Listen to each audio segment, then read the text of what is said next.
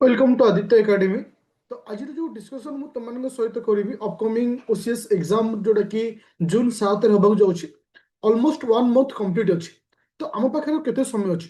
February, मार्च, April, मे। तो ये जो 4 मास अच्छी कारण जून 7 परीक्षा, ये 4 मास तो एक्चुअली आम पाखे टाइम केते अच्छी और केमिति आम प्लानिंग करवा कहीं ना गोटे मास ऑलरेडी जाई सारी। एबे जो मंथ अच्छी आपको को हारे मैनेज करवा। तो कहीं ना गोटे स्टूडेंट रो प्लानिंग आउ तार गोल सेटा सब गोटे सक्सेस कारण होता है। जो तुम प्लानिंग और गोल सेटा प्रॉपर वे रे हो पारिबो नाही ताल सक्सेस तो तुम दूरे जीव। तो ए वीडियो रे मु से पॉइंट रे कहबी ए जो 4 मंथ को तुम केमती यूटिलाइज करिवो। जब तुम पढ़ार किछि नेग्लेक्ट करछो केमती मैनेज करिवो। आ मोर प्लानिंग मुताबिक जदि जनवरी मासर समस्त जिनिस को मेंटेन करिछो फिलहाल तुमको वर्तमान कौन करिवार अछि ए ऊपर मु आज तुमको डिस्कशन करबी। ता पूर्व मु कहि दउछि। तो स्पेशल जोटा कि हमर प्री प्लस मेन रो बैच वर्तमान कंटिन्यू चली आदित्य एकेडमी एप्लिकेशन रे जर प्राइस आछी 2999 जोटा कि वर्तमान प्री मेन साइमल्टेनियसली दिया जाउछि। ता सहित तुमको सेही वे रे मु प्रिपेयर करूछि जोटा कि तुमको मु प्लानिंग बतौछि। ता सहित पीओआईक्यू और ता सहित एमसीक्यू मध्ये डिस्कशन चली आ एनी डाउट थिले मो सहित कथा भी हे परिबो 9937953590। Okay, thank you. देख मो कथर समय केते अच्छे जदि मु 4 मास कहे 4 × 30 कहले 120 दिन। केबे भी आमे 120 दिन आम कते समय आमे दे पारियानी। मिनिमम 100 डे आम पाखे अच्छे कहीं ना 20 दिन ओकेजन किछि थिबो, देह खराब थिबो, किछि प्रॉब्लम आसी जाय पारे। तो 20 दिन हमको माइनस करिया पड़ो। ओनली 100 डे अच्छी केमती मैनेज करबा प्रॉपर वे रे मु तुमको गाइड करूछि। सेही वे रे ही तुमको जीवाक पड़ियो।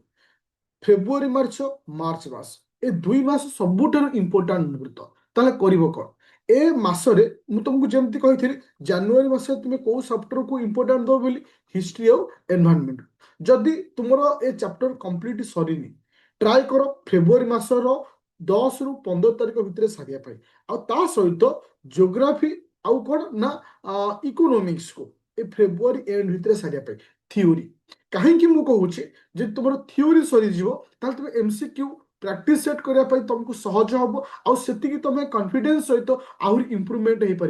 जदि विदाउट थ्योरी प्रिपेयर कर ठीक आखु कियार पशिला बड़ी जस्ट फील हम। तो मन रख थ्योरी इज इंपोर्टाट। जमती आमर ये बैच ऑलरेडी एनवायरनमेंट कंप्लीट कर सारी स्टार्टिंग रो एबे हिस्ट्री रो already modern history and over अच्छी। जब तुम ये बैच जॉइन करुछ बा जॉइन करिछ लेट रे जॉइन करिछ ताले कोन करिवो आग ए सब क्लास को सार। ता सहित मुझे रिसेंटली नुआ चैप्टर क्या पढ़ेबी ज्योग्राफी और इकोनॉमी ताकू साइड तुम कंटिन्यू कर। फेब्रुआरी पर मार्च रे क्या रखिबो पॉलिटी साइंस एंड टेक आउ जहाँ सब रोचे तो यहाँ रखियो मार्च मासरे। तो मार्च मासर एंड भितर तुमको टोटाली थ्योरी सारियार अच्छे 100%।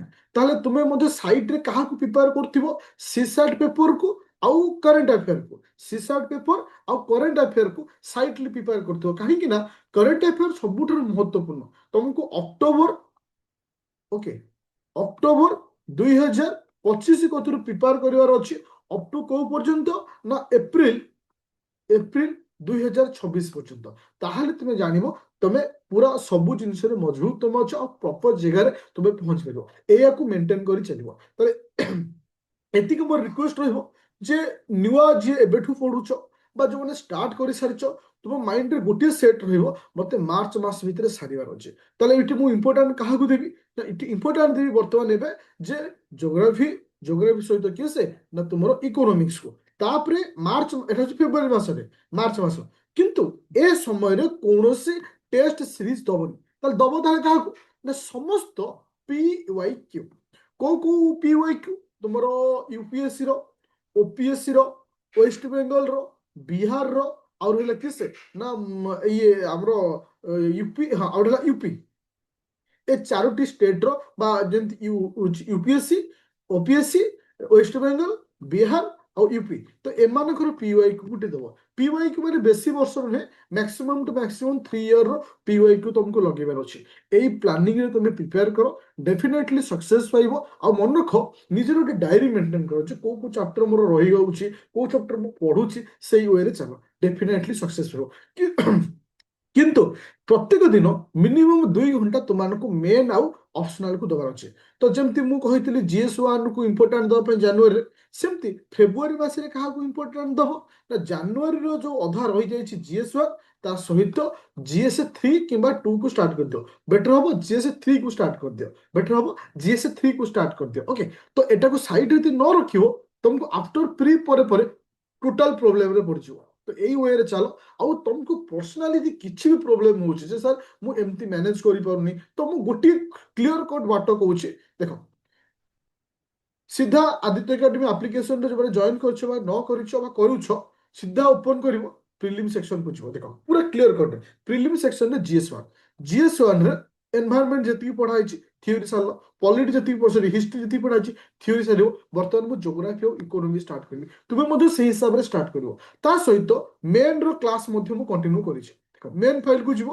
कंटेंट गला पर मेन GS1 जति सहित वर्तमान सुधा मु जति सारिछि और GS3 मध्य अल्प किछि वीडियो अछि ताकू साइड रे पढ़ी पढ़ी चलियो तो एई वे रे तुमे यदि प्रिपेयर करूछो डेफिनेटली तुम सक्सेस हो डायरी रे पूरा सेट लेखो जे एई मास रे मते या पढ़िबार अछि एई प्रोसेस रे जिबार अछि जो ओडिया मीडियम रो छ ओडिया रे मु कंप्लीटली नोट दोछि जो इंग्लिश मीडियम छ इंग्लिश रे नोट दोछि तुमको सेही फॉर्मेट रे जिबार अछि सो दैट तुम आराम से तुम पाई परिबो और मन रखो एतिकी विश्वास रखो एई बैच ए वर्ष मु डेफिनेटली 50+ फाइनल सिलेक्शन रे देखिबी एटा मोर तुम मानक सहित कमिटमेंट एटा मोर तुम मानक सहित एटा मु कह जदी वचन दबा मु तुमको एटा प्रॉमिस करूची मिनिमम 50% स्टूडेंट 50+ स्टूडेंट को फाइनल सिलेक्शन रे पहुंचेबी और ए बैच रे जति पिला अछ सेतिकी बैच रो मैक्सिमम टू मैक्सिमम पिला देखियो तुम माने प्री क्लियर करियो जे तुम ए फॉर्मेट रे जाउछ और डेफिनेटली तुम सक्सेस रहइबो हां मु एति तुम मानु कहिबे